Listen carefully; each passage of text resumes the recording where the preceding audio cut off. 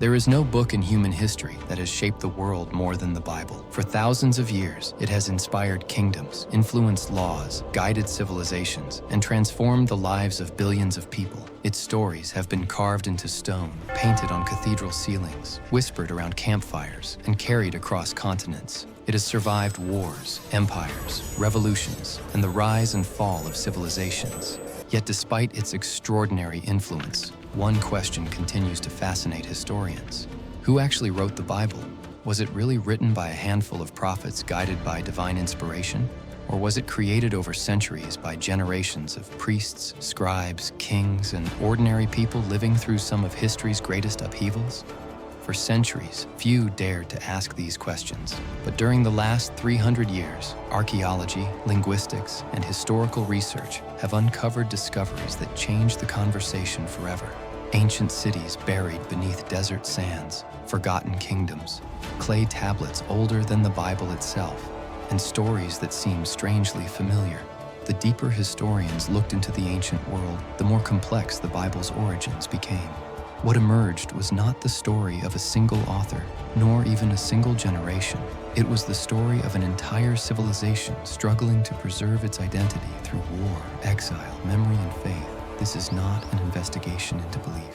It is an investigation into history. Long before there was a Bible, there was no single sacred book, no complete collection of scripture, no carefully ordered chapters. Instead, there were stories. Stories carried not on parchment, but in memory. For centuries, the ancestors of ancient Israel lived in a world where history was spoken long before it was written. Parents passed traditions to their children. Elders recited genealogies beside evening fires. Travelers carried news from one settlement to another. Priests preserved sacred rituals. Poets transformed history into songs. Every generation remembered the past in its own way. Some stories grew, others disappeared. Many changed with every retelling. This was not unusual. Across the ancient Near East, writing was rare. Most people could neither read nor write. Knowledge survived because people remembered it. The earliest traditions that would one day become part of the Hebrew Bible were born in this oral world. Stories of ancestors, great migrations, promises, wars, floods, covenants, none of them existed yet as the book we know today. They lived only in the voices of countless generations as tribes settled the hills of Canaan. These memories slowly became part of a shared identity. The stories no longer belonged to a single family. They belonged to an entire people. But oral tradition has one weakness. Memory can survive for centuries, yet it can also disappear in a single generation, and soon, history itself would face its greatest test. As generations passed, the tribes of ancient Israel began to change. Small communities that had once been scattered across the hills of Canaan slowly became something larger. Villages grew into towns, trade expanded, political alliances formed. For the first time, many tribes saw themselves not simply as families, but as one people. Around the 10th century BC, powerful kingdoms emerged. According to biblical tradition, rulers such as David and Solomon united much of the region under a single monarchy. Whether every detail of these accounts reflects historical events remains a subject of debate, but one thing is clear. A kingdom needs more than armies. It needs identity. Every great civilization tells itself a story. The Egyptians traced their rulers to the gods. The Mesopotamians preserved the deeds of legendary kings.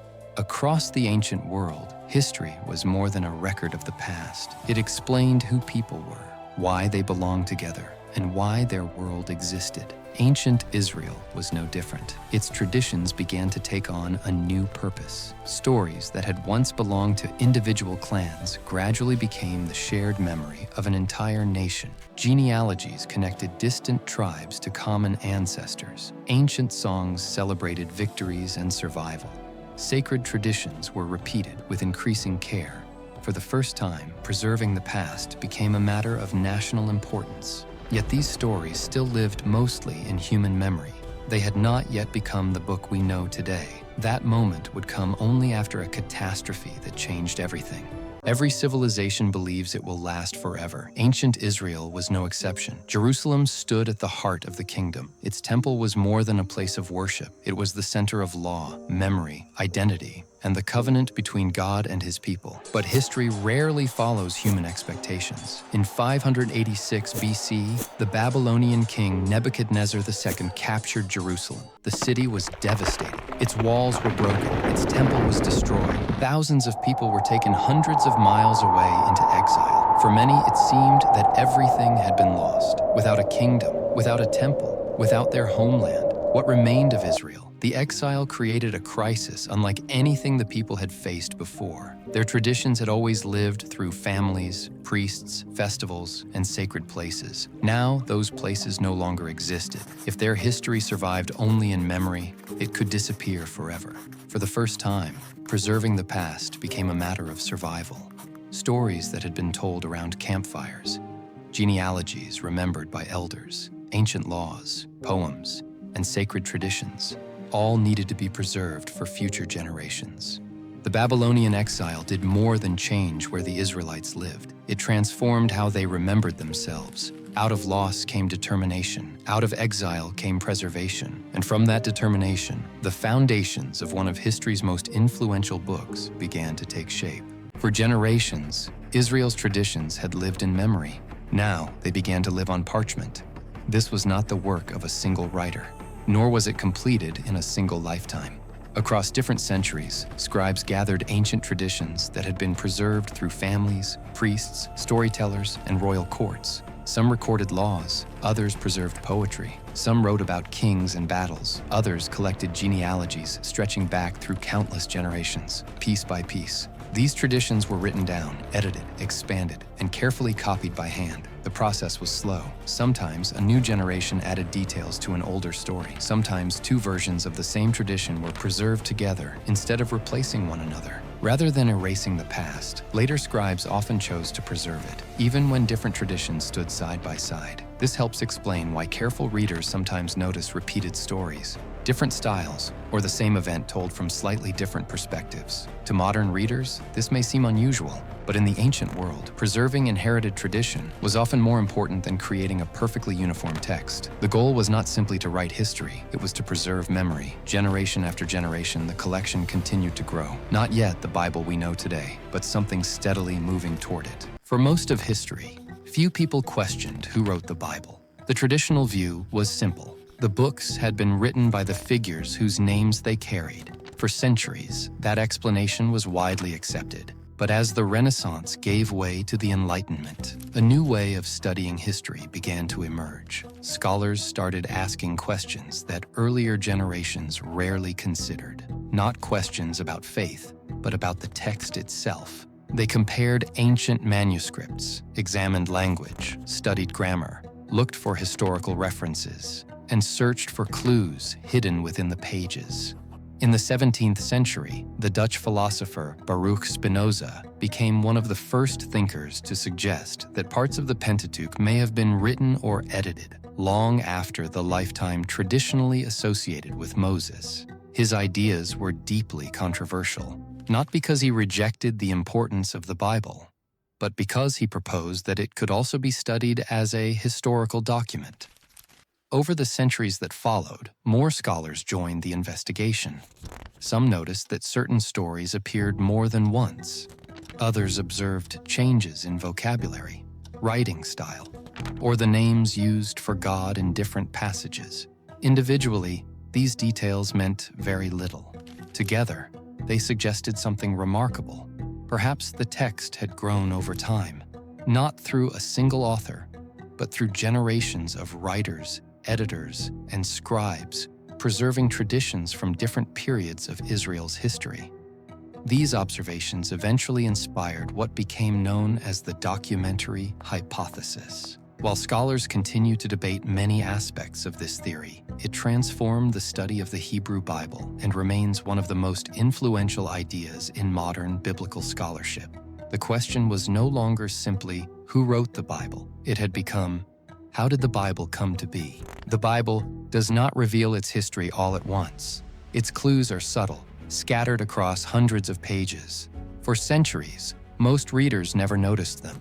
But when scholars began examining the text line by line, patterns slowly emerged. Some stories appeared twice, not as exact copies. but as different versions of the same event.